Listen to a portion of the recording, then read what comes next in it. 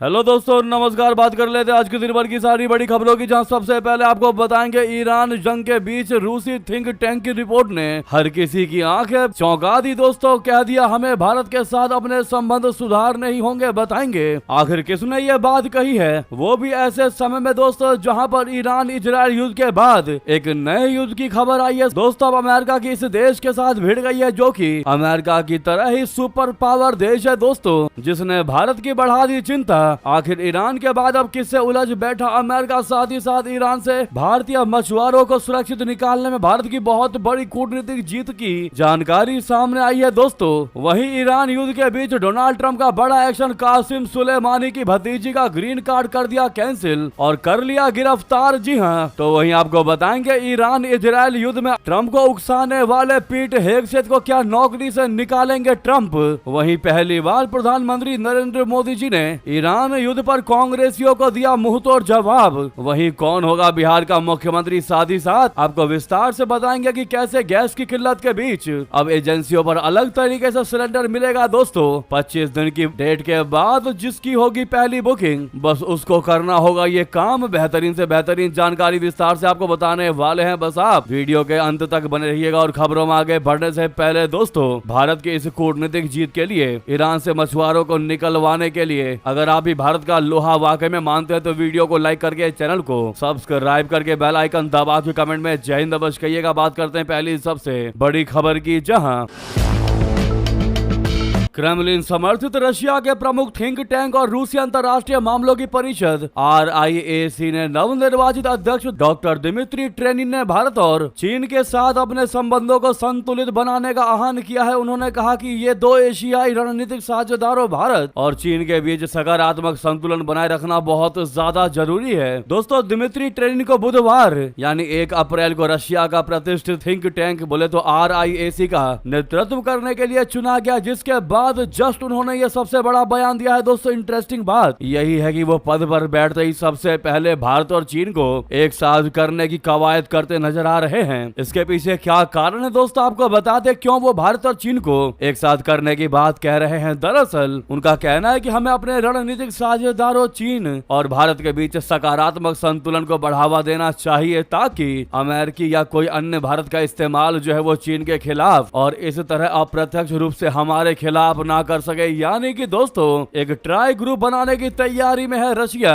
रूस चाहता है कि रूस, चीन और भारत एक साथ तीनों हाथ से हाथ मिलाकर रहें और इन तीनों के हाथों को कोई छुड़वा ना सके। यानी कि दोस्तों, 3 जोड़ियों का गठजोड़ बनाने का प्रयास में है रशिया, ताकि अमेरिका जैसे देश भारत को अपने साइड करके रशिया के खिलाफ या फिर चीन के खिलाफ भारत को इस्तेमाल ना करे। साथ में उन्होंने कह दिया है कि अगर हम तीनों का गठजोड़ बन जाता है तो हम किसी के दबाव में नहीं आएंगे, फिर कोई पावरफुल से पावरफुल कंट्री भी हमारा बाल भी बांका नहीं कर पाएगा। जी हाँ दोस्तों, अब सबसे बड़ा सवाल ये है कि पद पर बैठते ही सबसे बड़ा और पहला बयान ऐसा ही क्यों दिया इन्होंने। लेकिन उनके इस बयान ने दोस्तों अमेरिका तक को चौंका दिया कि कहीं ये आपस में गठजोड़ तो नहीं बना लेंगे। अब ऐसे में देखना ये होगा दोस्तों, आप देखिएगा कि अगले 1 हफ्ते के अंदर फिर डोनाल्ड ट्रंप भारत को कांटेक्ट करने का प्रयास करेंगे, क्योंकि जब भी दोस्तों अमेरिका ये देखता है कि भारत के करीब चीन जा रहा है या रशिया जा रहा है, तो फटाफट से अमेरिका भारत से कांटेक्ट करने लगता है दोस्तों। और यही होता दिखाई देने वाला है अगले 1 हफ्ते के अंदर में। इस पर आपकी क्या राय, क्या विचार है दोस्तों, बताना बिल्कुल मत भूलिएगा। लेकिन एक बात तो है कि भारत को हर कोई अपने साइड रखना चाहता है, चाहे वो अमेरिका हो या फिर रशिया। क्या है इस पर आपकी राय, जरूर कमेंट करके बताइएगा दोस्तों। लेकिन रिक्वेस्ट है, अभी तक वीडियो को लाइक नहीं किया है तो सामने लाइक का बटन अवश्य दबाइएगा। साथ ही साथ बात करते हैं अगली खबर की, जहां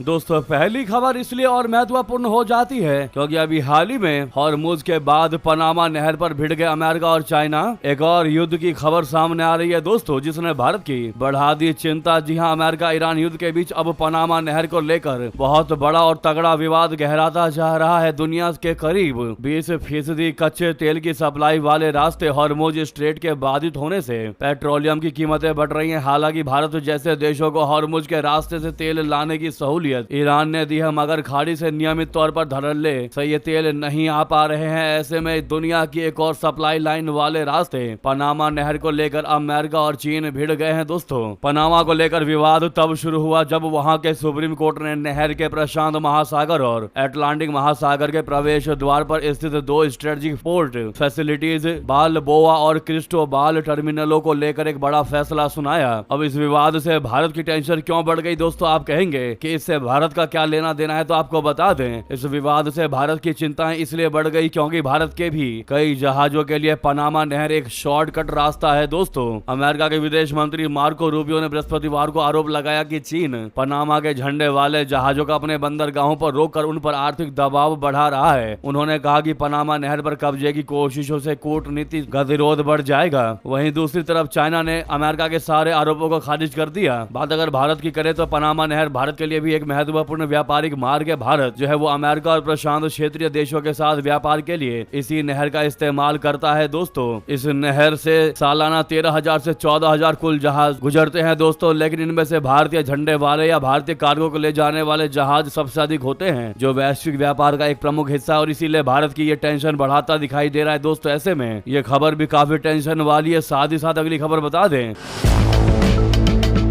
ईरान से भारतीय मछुआरों की सुरक्षित निकासी में आर्मेनिया का सबसे बड़ा सहयोग भारत की एक और सबसे बड़ी और कूटनीतिक जीत की सबसे बड़ी जानकारी आपको बता दें। विदेश मंत्री जयशंकर जी ने शनिवार को पश्चिम एशिया में चल रहे संघर्ष के बीच ईरान से भारतीय मछुआरों को निकालने में मदद करने के लिए अपने आर्मेनियाई समकक्ष अरात मिर्जोयान का धन्यवाद किया। उन्होंने अपने फेसबुक पेज पर लिखा कि आर्मेनिया सरकार और विदेश मंत्री अरात मिर्जोयान का आभार व्यक्त करता हूं, जिन्होंने भारतीय मछुआरों को ईरान से आर्मेनिया के माध्यम से भारत लाने में सहायता की। आर्मेनिया लगातार ईरान में फंसे भारतीय नागरिकों की निकासी में जमकर मदद कर रहा है। दोस्तों, विदेश मंत्रालय ने जानकारी दी कि 1200 से अधिक भारतीय नागरिकों को ईरान से सुरक्षित निकाला गया है, जिनमें से 996 आर्मेनिया पहुंच चुके हैं। दोस्तों, ऐसे में इन्हीं क्षण के लिए अपना भारत अन्य देशों के साथ अच्छे संबंध स्थापित रखता है और आज वाकई में आर्मेनिया भारत के काम आ रहा है। दोस्तों, यहाँ तक इससे पहले आपको याद होगा, आर्मेनिया तो छोड़िए, आर्मेनिया का दुश्मन देश अजरबैजान, जो कि भारत का भी एक तरीके से दुश्मन ही देश है, क्योंकि अजरबैजान लगातार पाकिस्तान को सपोर्ट करता है। ऑपरेशन सिंदूर में भी उसने जमकर पाकिस्तान को समर्थन दिया था और भारत पर अटैक का भी समर्थन किया था। लेकिन वही अजरबैजान दोस्तों आज युद्ध के समय में, इस जंग के समय में भारत के नागरिकों को ईरान से निकलवाने में जमकर मदद की। हालांकि ये संख्या 250 से 300 के बीच थी दोस्तों, लेकिन अगर एक भी भारतीयों को उसने निकलवाया तो बहुत बड़ी बात है कि भैया दुश्मन देश होकर के भी उसने बड़ी मदद की। इससे बड़ी कूटनीतिक जीत भारत के लिए क्या ही हो सकती है। दोस्तों, क्या है इस मुद्दे पर आपकी राय अवश्य कमेंट कीजिएगा। साथ ही साथ आपको उधर बता दें, पहली बार प्रधानमंत्री नरेंद्र मोदी जी ने ईरान युद्ध पर कांग्रेसियों को लपेटा है। दोस्तों, कह दिया कि कांग्रेस चाहती है कि खाड़ी देश भारत को दुश्मन समझे, उन्हें नाराज करने वाले बयान दे रही है, इससे वहां भारतीयों पर मुसीबत आ सकती है। जी हां दोस्तों,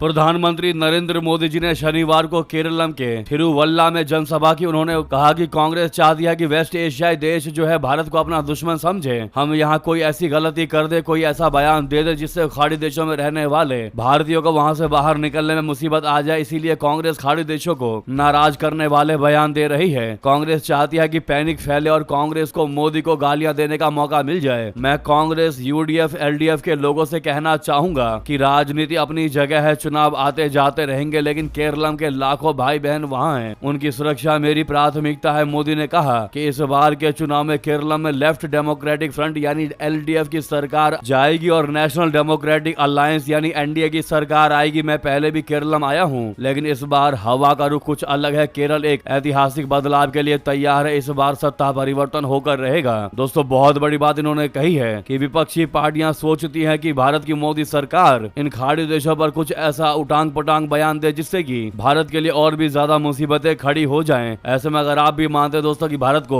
इस जंग में त्रस्त रहना चाहिए और नपातुलाही बयान देना चाहिए जैसा कि मोदी सरकार कर रही है, जो कि बहुत सही तरीका अपना रही है दोस्तों, जिससे कि संबंध भारत के हर देश से अच्छे बने रहेंगे और यही होना भी चाहिए, तो अपनी बात दोस्तों कमेंट में जरूर कहिएगा। साथ ही साथ बता दें, उधर ईरान युद्ध के बीच डोनाल्ड ट्रंप का सबसे बड़ा एक्शन, कासिम सुलेमानी की भतीजी का ग्रीन कार्ड कर दिया कैंसिल। ईरान का समर्थन करने के आरोप में कर लिया गिरफ्तार। क्या छोड़ना होगा अमेरिका, आपको बता दें।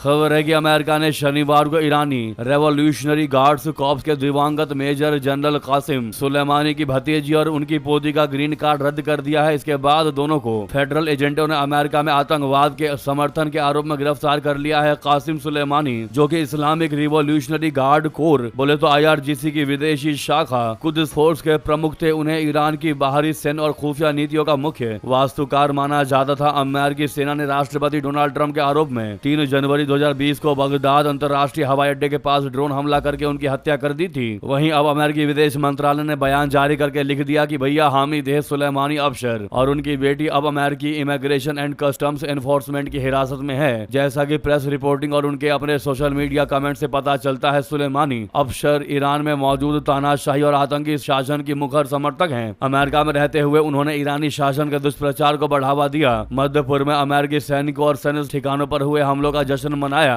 ईरान के नए सर्वोच्च नेता की प्रशंसा की, अमेरिका को महान शैतान कहकर उसकी निंदा की और ईरानी रिवोल्यूशनरी गार्ड्स कॉर्प्स जो एक घोषित आतंकी संगठन है उसके प्रति अपना अटूट समर्थन व्यक्त किया और इसीलिए हमने इसको गिरफ्तार किया है। ये सबसे बड़ी जानकारी, सबसे बड़ी खबर है दोस्तों। वहीं आपको बता दे क्या, ईरान इजराइल जंग में अमेरिका को कुदवाने वाले, डोनाल्ड ट्रंप को उकसाने वाले अमेरिका के रक्षा मंत्री पीट हेगसेथ को निकालेंगे ट्रंप नौकरी से। ईरानी मीडिया क्यों मांग रही यूएस वॉर किंग का फोन नंबर, आपको बता दें अमेरिका और ईरान के बीच चल रही भीषण जंग के बीच व्हाइट हाउस के अंदर ही एक अलग ही कोल्ड वॉर छिड़ गई है दोस्तों। राष्ट्रपति डोनाल्ड ट्रंप जिस तेजी से अपने कैबिनेट मंत्रियों को नौकरी से निकाल रहे हैं, उसने अब रक्षा मंत्री यानी डिफेंस सेक्रेटरी पीट हेगसेथ की रातों की नींद उड़ा दी है। अटॉर्नी जनरल पाम बॉन्डी की छुट्टी होने के बाद अब पेंटागन के गलियारों में चर्चा है कि अगला नंबर पीट हेगसेथ का ही है। हालत यह है कि पीट हेगसेथ इतने डरे हुए हैं कि उन्होंने अपनी कुर्सी बचाने के लिए सेना के बड़े जनरलों पर ही गाज गिराना शुरू कर दिया है। इधर इस अंदरूनी कलह को देखकर ईरानी मीडिया ने चुटकी ली है और पोस्ट में उनके फोन नंबर की मांग की है, जो कि आप सामने ईरानी मिलिट्री मीडिया का ये ट्वीट देख पा रहे हैं दोस्तों, जिसमें क्लियरली लिखा हुआ है इंग्लिश में कि anyone who has his number give him a call and tell him to stop rejecting call so much. जी हाँ, life has its ups and downs mister young minister of war. जी हाँ, आपको जिनको नहीं पता हिंदी में बताते हैं, उनका कहने का ये मतलब था कि जिसके पास भी उसका नंबर हो उसे कॉल करके कहो कि वो बार बार कॉल रिजेक्ट करना बंद करे। जीवन में उतार चढ़ाव तो आते ही रहेंगे श्रीमान युवा युद्ध मंत्री, ऐसा लिखा है दोस्तों ईरान मिलिट्री मीडिया ने पीट हेगसेथ को ट्रोल करते हुए। यही वजह है कि वो काफी डरे हुए दिखाई दे रहे हैं। साथ ही साथ उधर आपको बता दें,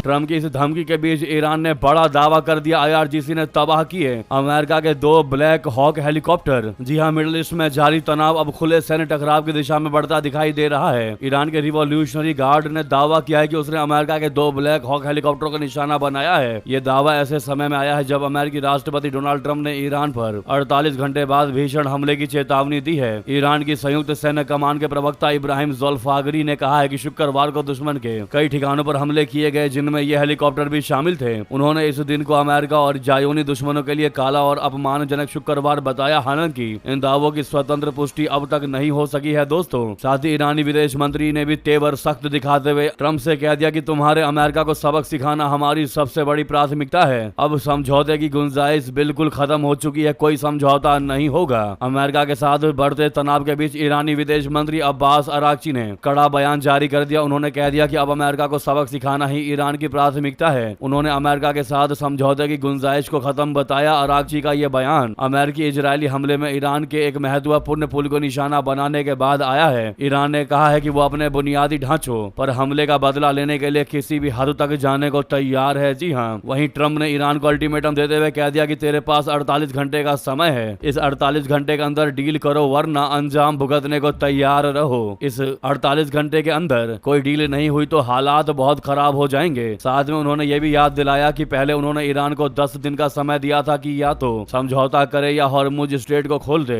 अब देखना यह होगा दोस्तों कि ट्रंप क्या इस 48 घंटे वाले चेतावनी पर खड़े उतरते हैं या फिर हमेशा की तरह ये भी खोखला निकलेगा। जो भी आपको लगता हो कमेंट करके बताइएगा। क्या लगता है आपको, क्या गीदड़ भभकी ही दे रहे हैं ट्रंप जिसको वो कभी पूरा नहीं करेंगे, या फिर इस बार सच में धमकी दे रहे हैं और इसको पूरा भी करेंगे? हालांकि अब तक पूरा तो नहीं किया है अमेरिका ने, सिर्फ धमकियां ही दी हैं ट्रंप ने। जी हाँ दोस्तों, आप अपनी राय अवश्य दीजिएगा इस मुद्दे पर। वहीं आपको बता दें, क्या जिस प्रकार से ईरान से सुप्रीम लीडर मुज्तबा खामेनी गायब है, क्या ट्रंप के समर्थन से IRGC संभालेगी मुस्लिम देश की ये कमान? क्या नया गेम खेल रहा है अमेरिका? ये बड़ी जानकारी सामने आ रही है दोस्तों, आपको बता दें। मिडल ईस्ट में जारी जंग के बीच ईरान के नए सर्वोच्च नेता मौजूदा खामेनेई की तेहरान की मौजूदा सत्ता में पकड़ को लेकर सवाल उठने लगे हैं। ऐसा दोस्तों इसलिए हो रहा है क्योंकि 8 मार्च को सुप्रीम लीडर के पद पर काबिज होने के बाद से वो एक बार भी सार्वजनिक तौर से दिखाई नहीं दिए हैं। दूसरी तरफ अमेरिका के राष्ट्रपति ट्रंप और विदेश मंत्री मार्को रूबियो भी कई बार दावा कर चुके हैं कि मौजूदा खामेनेई शायद मर चुके हैं, उनकी मौत हो चुकी है। अमेरिकी रक्षा मंत्री पीट हेगसेथ ने कहा था कि ईरान पर हुए हमले में मौजूदा खामेनेई घायल हुए हैं और शायद उनका चेहरा बिगड़ गया है। ट्रंप ने तो उन्हें मृत तक घोषित कर दिया क्योंकि किसी ने उनकी कोई बात नहीं सुनी। संयुक्त राष्ट्र में ईरानी राजदूत ने कहा कि सुरक्षा कारणों से मौजूदा खामेनेई गैर हाजिर हैं। विदेश मंत्री अब्बास अराक्ची ने दावा किया कि मौजूदा खामेनेई पूरे तरीके से स्वस्थ हैं और देश का कामकाज संभाल रहे हैं। मौजूदा खामेनेई का किसी भी वजह से अंडरग्राउंड रहना ईरान की राजनीति की दिशा बदल रहा है। वहीं बीबीसी के मुताबिक एक्सपर्ट्स मानते हैं कि अब ये सोच तेजी से पनप रही है कि इस युद्ध में सत्ता की पूरी कमान IRGC के हाथ में होगी और IRGC को फुल समर्थन दे रहा है अमेरिका। ये अंदर खाने की बात सामने आती दिखाई दे रही है दोस्तों कि बैक चैनल IRGC को फुल सपोर्ट दे रहा है अमेरिका और IRGC में और अमेरिका के बीच बातचीत चल रही है जो कि ईरान के सुप्रीम लीडरों को या यूं कहे कि ईरान के हुक्मरानों को इसकी जानकारी नहीं है। अगर ऐसा हुआ तो भारत के लिए भी बड़े खतरे की ये खबर है दोस्तों, क्योंकि IRGC अगर ईरान को संभालेगी तो ईरान एक लोकतंत्र देश नहीं बल्कि तानाशाह देश बन जाएगा। वही चौंकाने वाली जानकारी आपको बता दे, पहली बार ऐसा हुआ है कि ईरान ने पश्चिमी देश को हॉर्मुज से जहाज को ले जाने की छूट दे दी दोस्तों। हॉर्मुज से पहला फ्रांसीसी जहाज को इजाजत दे दिया गया है। आपको बता दें, चौंका देने वाली खबर दरअसल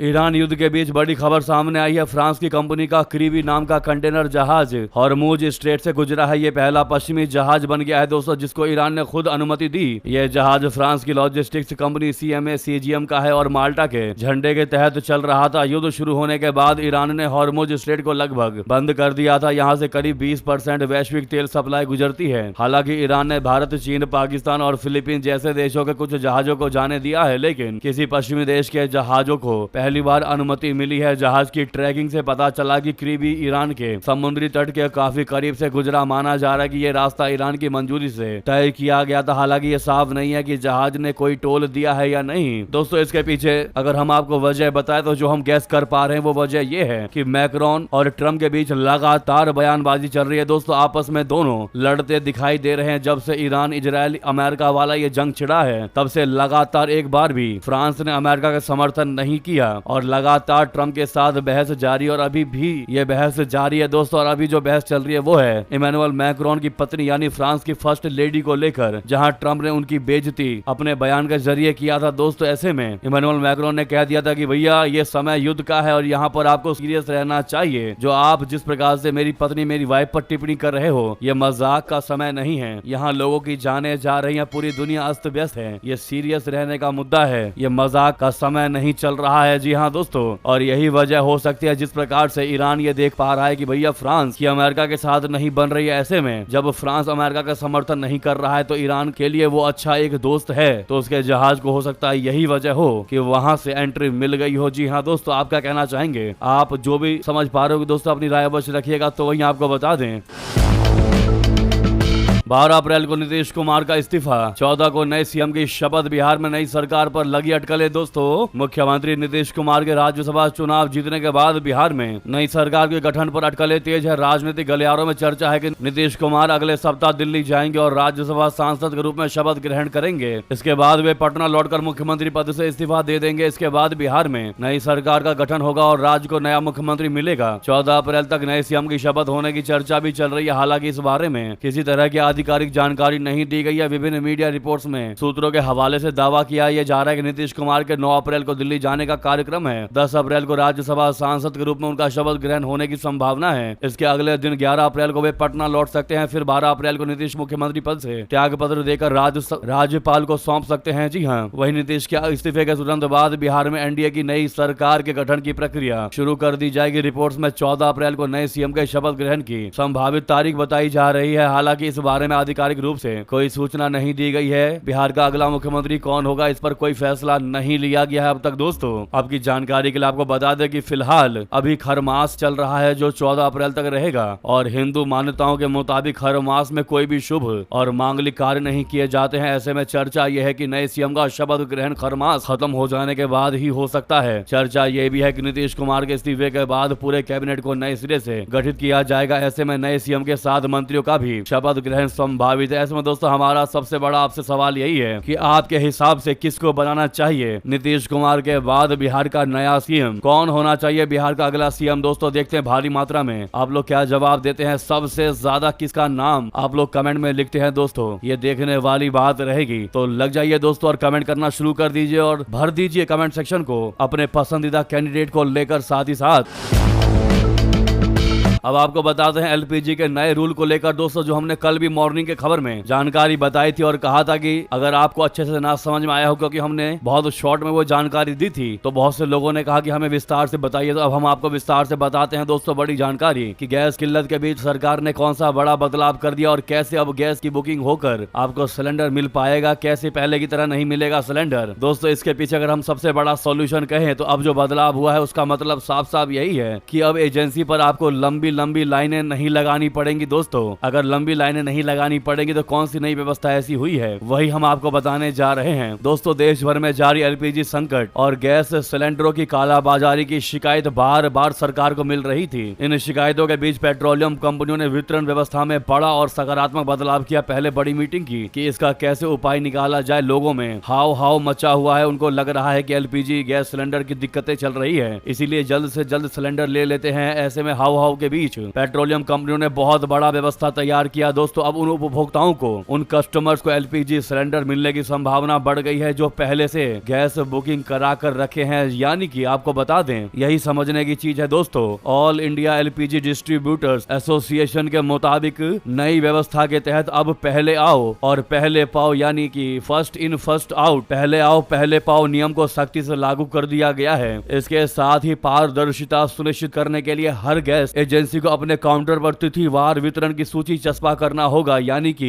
हर एजेंसियों को एक लिस्ट जो है अपने काउंटर के बाहर दीवार पर चिपकाना होगा, जिसमें बताना होगा कि आज जो हम गैस सिलेंडर देने वाले हैं, आज किन किन की बुकिंग है। यानी कि दोस्तों जैसे मान लीजिए आपका 25 दिन पूरा हुआ, 25 दिन पूरा होते ही आपने बुकिंग कर दी घर बैठे, चाहे फोन कॉल करके चाहे फोन में एप्लीकेशन के द्वारा आपने बुकिंग कर दिया। और बुकिंग जैसे मान लो आपने सुबह 6 बजे बुकिंग करी, तो अगर अगले दिन आपको वो सिलेंडर मिलना होगा दोस्तों, और किसी ने सेम डे 6:05 पर बुकिंग करी है, तो अगले दिन जो आपको सिलेंडर मिलेगा तो 6 बजे वाले को पहले मिलेगा और 6:05 वाले को आपके बाद मिलेगा। यानी वो पूरी लिस्ट एजेंसी के पास आएगी और एजेंसी उसको दीवार पर चस्पा करेगी, जिससे कि लोग अपने अपने नाम देखेंगे और वहीं पर आपकी पर्ची काटी जाएगी और वहीं पर आपको सिलेंडर मिल जाएगा। इससे आपको लाइन लगाने की कोई आवश्यकता नहीं पड़ेगी। और जिनको इमरजेंसी में चाहिए होगा गैस सिलेंडर, या फिर जो हाव मचाते हुए भागेंगे कि भैया हमारा सिलेंडर खत्म हो गया, बिना बुकिंग के हमको सिलेंडर दे दो, तो वो अपना नाम चेक करेंगे, उनका नाम नहीं होगा, वो अपने आप घर चले जाएंगे और एजेंसी भी उनको गैस सिलेंडर नहीं देगी। यह है पूरी कहानी दोस्तों, यह है नया नियम। आशा करते अब आप अच्छे से समझ गए होंगे। तो जो लोग नहीं समझे थे अब समझ गए हैं, वो कमेंट में जरूर लिखिएगा। और रिक्वेस्ट है दोस्तों कि आप जैसे और भी लोग इस नए नियम को समझ पाए जितना ज्यादा हो सके, इसके लिए जहां पर भी आपका ग्रुप हो व्हाट्सएप फेसबुक एक्स पर इस वीडियो को शेयर कर दीजिएगा। दोस्तों शेयर में देरी नहीं लगाइएगा, बिल्कुल ग्रुप में शेयर कर दीजिए और वीडियो को लाइक करके चैनल को सब्सक्राइब करके बेल आइकन दबा के कमेंट में जय हिंद बस कह दीजिएगा। मिलते अगली बड़ी खबर में। बहुत बहुत धन्यवाद, बहुत बहुत आभार। जय हिंद, जय भारत।